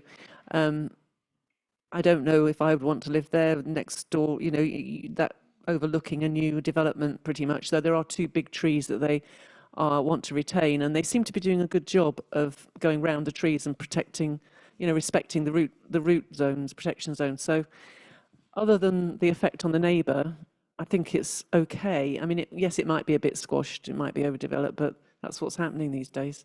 There is scope for a new dwelling there. Maybe if it was, you know, slightly moved within the plot, and also Maybe 1 story or and once you've taken into account the parking spaces that are needed, you know, how that all fits together. But I think, you know, as we said, at the moment, it's just maybe a little bit too. If they move the new building on the plot, it would be a lot better, because then it would be, the neighbour wouldn't have an issue, I don't think, from the over. You know, at the moment, the neighbour's going to look out onto a blank wall. Which is, I think that might be why they've done the cantilevering thing, is because they're trying to sort of push the bedrooms away from the neighbour, and they've got that kind of a bit of a slope, I think, on that side, but it's just not enough, is it? Any other thoughts from anyone? So objection based on Overlooking, overbearing, and loss of... lack of detail about the parking. So not just parking for the new dwelling, but parking for the existing dwelling as well, yeah. And the neighbours. Yeah. overlooking. And that's unanimous, thank you.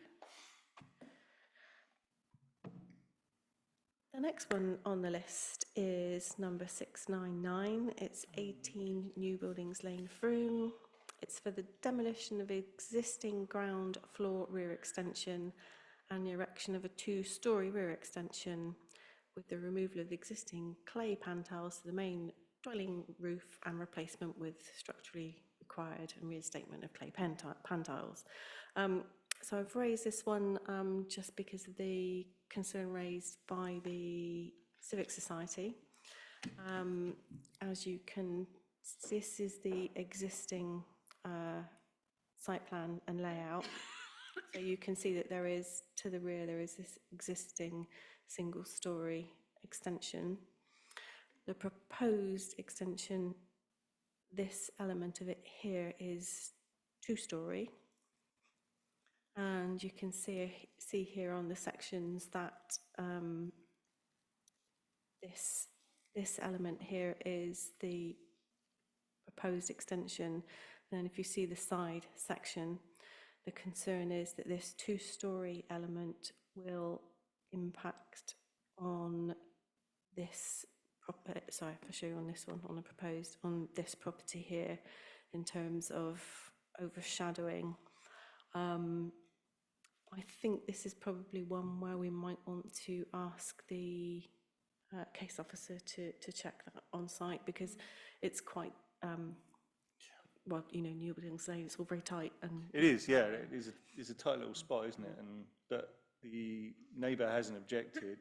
I personally quite like what they're doing, but we can't see because we can't have access. So from my perspective, it would be no objection, subject to the case officer checking over the overlooking of the neighbour's property.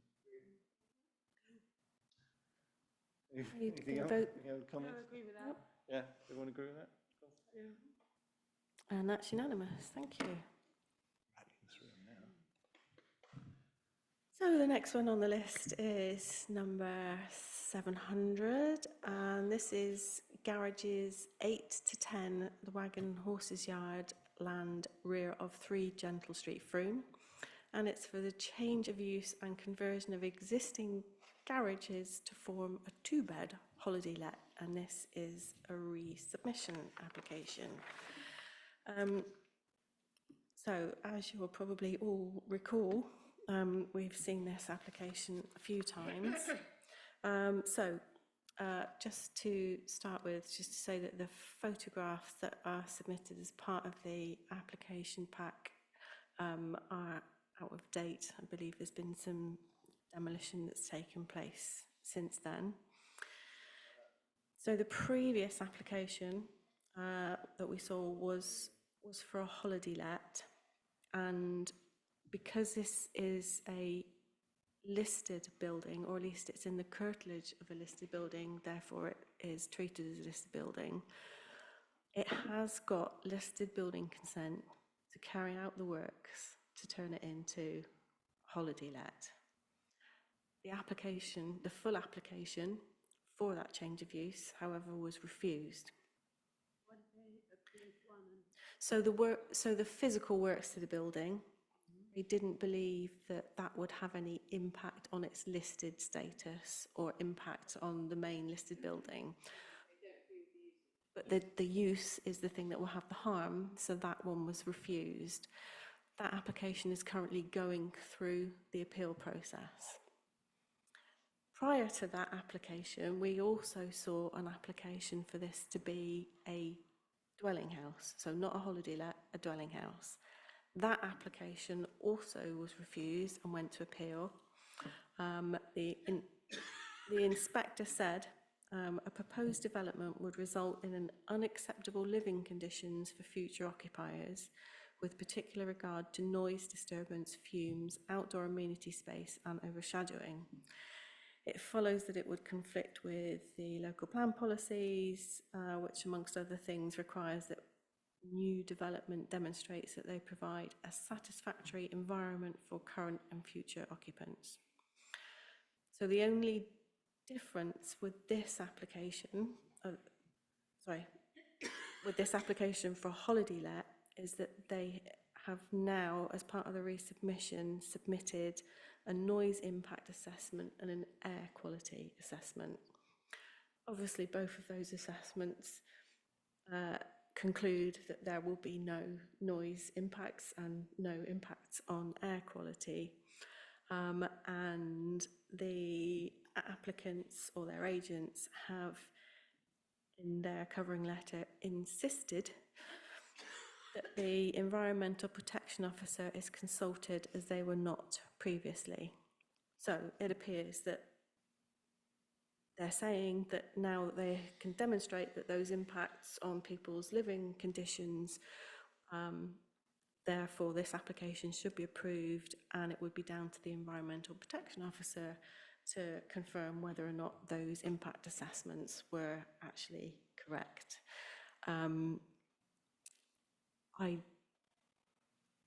Nothing has changed as far as the proposal is concerned, and I therefore believe that our objection stands, but over to you to discuss. Mark, do you want to say something? Yeah, I'm the ward councillor for this area. The photograph at the top is misleading because the bit with the grey roof is now demolished. That's not there at all. There's a Harris fencing around it. The car park, although it shouldn't be, is used extensively by people dropping their kids off at St John's. It's to an extent where people who live there can't get their own houses out. The car park is owned by Asda still.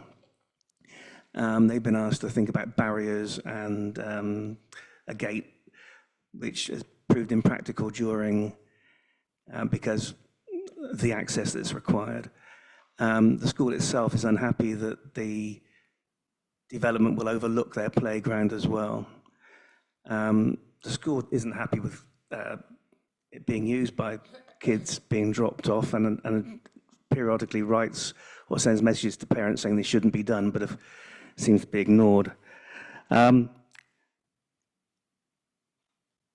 There's no outside space for anybody using this holiday let. I mean, it's an upside down house. So the bedrooms would be where those black doors are, so people would be parking outside somebody's bedroom. The last couple of days, a notice has gone up saying we want to use these for disabled people and those suffering bereavement. And this is a new thing. It's just a letter that's been attached to the Harris fencing. This has gone up over the last couple of days, and we expect to receive community support. That's not forthcoming. It's an ill-conceived place to have holiday lets. It was originally going to be, I think we looked a long time ago, it was going to be work-live, so somebody could live above it but work downstairs, but not suitable for holiday lets. They're saying it's desperately needed in the area. If you recall, not long ago we approved the redevelopment of Church Street, which is going to be an awful lot of holiday accommodation.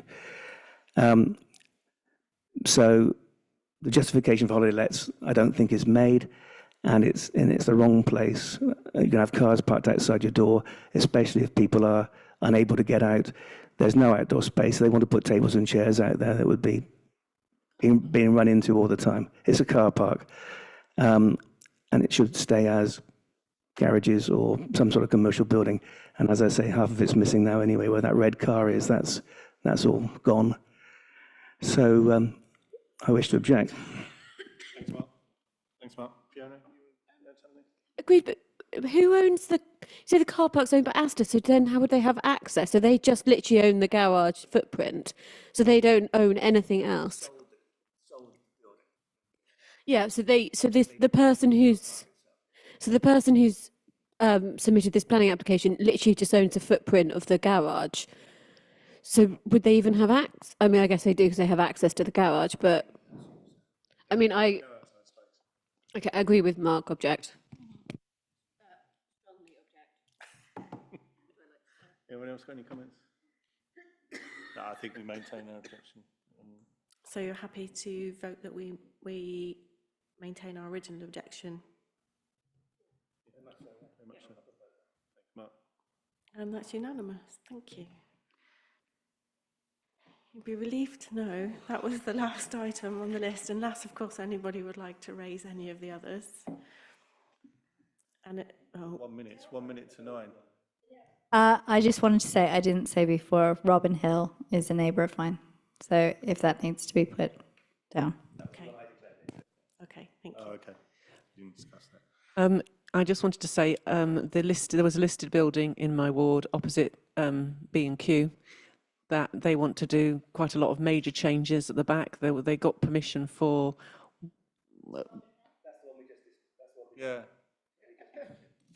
Was it? Oh, right. Okay, but we're not talking about it. Is that right? Which one, sorry, Helen? Albridge. Woolbridge, the one in Woolbridge. We're not going to talk about that today. It's just alterations, isn't it? They're just alterations. Okay, I thought it was quite major changes to the extension Yeah. at the back. Okay, I thought. Yeah, yeah. I think, well, I go past it twice a day. I think it looks really good what they're doing. I think they're doing quite a good job actually. Yeah.